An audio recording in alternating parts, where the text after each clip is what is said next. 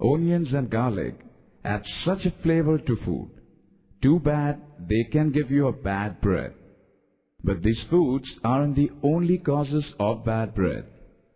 If you do not brush and floss regularly, plaque, which contains bacteria and particles of food, remain in your mouth and cause bad breath.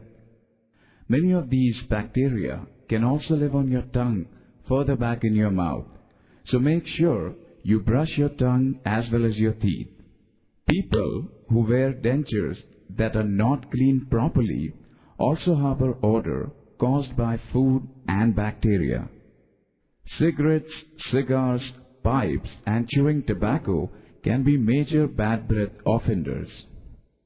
Persistent bad breath or a bad taste in the mouth is one of the warning signs of gum disease. Hence, with regular checkups, your dentist can detect and treat gum disease in the early stage. Remember, brush and floss regularly. If you have any questions about your breath, ask your dentist.